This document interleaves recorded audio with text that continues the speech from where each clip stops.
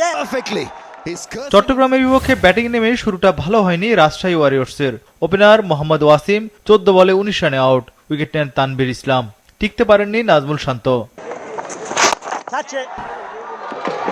রাজশাহী অধিনায়ক আউট 7 রানে।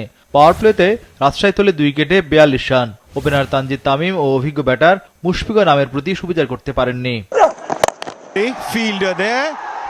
তানজিদ তামিম 12 বলে 5 রানে আউট, মুশফিক আউট 12 বলে 15 রানে।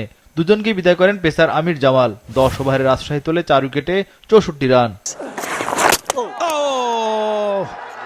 বিপদে হাল ধরতে ব্যর্থ হন রায়ান বার্ল। জিম্বাবুয়ের এই ব্যাটার আউট 10 বলে 11 রানে। 72 রানে 5 উইকেট পতনে ব্যাকফুটে রাজশাহী।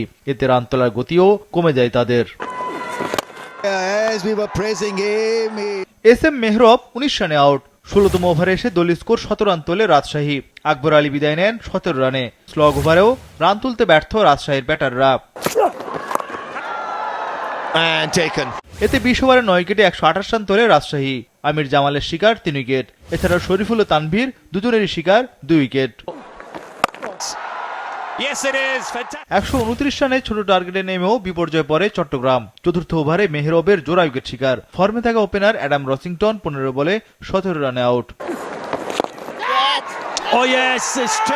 আগের ম্যাচের নায়ক মাহমুদুল জয় 3 বলে 4 রানে আউট। পরের ওভারে বিনুরা ফার্নান্দোর জোড়া উইকেট। চরম ব্যাকফুটে চট্টগ্রাম রয়্যালস। কোটি টাকার তারকা নাইম শেখ 7 রানে আউট। সাদমান ইসলাম গোল্ডেন ডাক 28 রানে 4 উইকেট পতনে বিপর্যয়ে চট্টগ্রাম দল। 6 ওভারে তাদের সংগ্রহ 4 উইকেটে 34 রান। এরপরই প্রতিরোধ করেন হাসান নওয়াজ ও শেখ মেহেদী। 10 ওভারে চট্টগ্রাম রয়্যালসের সংগ্রহ 4 উইকেটে 59 রান। বাকি 60 বলের দরকার আরো 70 রান। অধিনায়ক শেখ মেহেদীর ইনিংস থামে 28 রানে। 16.2 ওভারে দলীয় স্কোর 17 রান তোলে চট্টগ্রাম। 17, 18, 19তম ওভারে 3 উইকেট পতনে জমে ওঠে ম্যাচ। 119 রানে 8 উইকেট হারায় চট্টগ্রাম। শেষ ওভারে দরকার ছিল 10 রান। হাসান নওয়াজের অপরাজিত 35 রানে শেষ বলে নাটকে জয় তুলে নেয় চট্টগ্রাম রয়্যালস।